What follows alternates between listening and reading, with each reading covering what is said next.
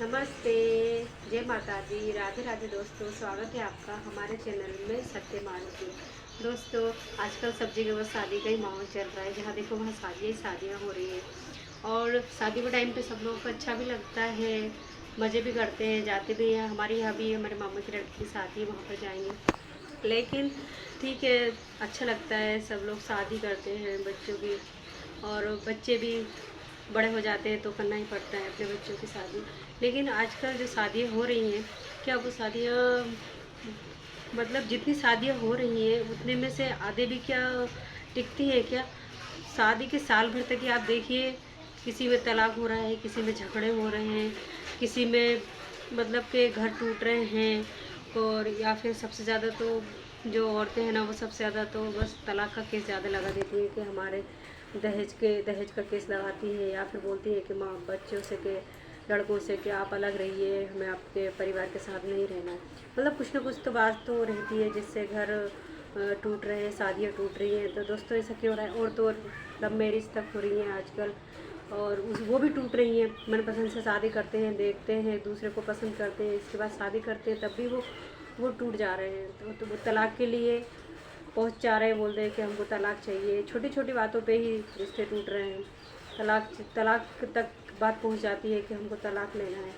दोस्तों, ऐसा क्यों हो रहा है? मुझे तो समझ में ही नहीं आता है। और अगर ऐसा रहेगा तो फिर शादियाँ तो जैसे ऐसे हो गई है जैसे कि गुड्डे गुडियों का खेल कर ली और फिर तोड़ दी। मतलब कि 2 महीने 4 महीने भी बहुत हो रहे हैं, साल भर तो मतलब ज़िंदगी भर तो फिर वो क्या निभाएंगे बताइए। और पहले तो लोग बाग देखते भी नहीं थे एक दूसरे को, और फिर भी शादियाँ कर लेते थे। और वो सब वो देखते तो रहे हमारे मम्मी पापा, तो उन्होंने क्या अभी एक दूसरे को क्या देखते थे? वो नहीं देखते थे ना, फिर भी उनकी शादी हो जाती थी और वो आज तक एक दूसरे के साथ रह रहे हैं। और हम भी देखते हैं तो हमको भी।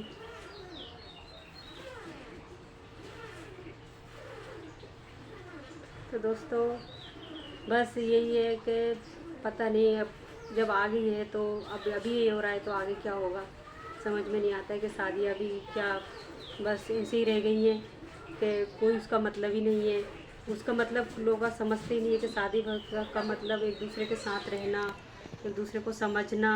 ये बातें उनको समझ में नहीं आती है कि शादी का मतलब क्या होता है। इसलिए सारी ये रिश्ते टूट रहे हैं।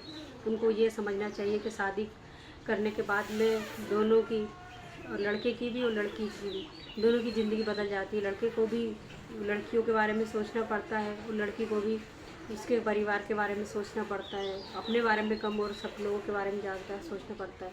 लेकिन आजकल तो पता नहीं, बस अपनी ख्वाहिशें पूरे होने चाहिए और उनको जितना बस अपना ही काम होना चाहिए, बाकी दूसरे का तो वो ध्यान भी नहीं लेना चाहती। तो दोस्तों, और लड़कियां ससुराल वालों को अपना घर समझ के चले ना कि यही अपना घर है, तो वो ये लड़ाई झगड़े ही ना हो। बस ये है कि बस एक बात यही समझ ले कि बस मायका हमारा अब पराया हो गया है, और जो ससुराल है वही हमारा घर है। तो दोस्तों, ये लड़ाई झगड़े कुछ कभी कुछ नहीं होते, बस यही कमी है और कुछ नहीं है। और अगर मैं तो दोस्तों आप लोगों को यही बात कहूँगी, और अगर आप लोगों को मेरी बात को समझ में आए तो ध्यान दीजिए। हो सकता है इससे आपका घर परिवार ना टूटे, शादियाँ ना टूटे, रिश्ते ना टूटे।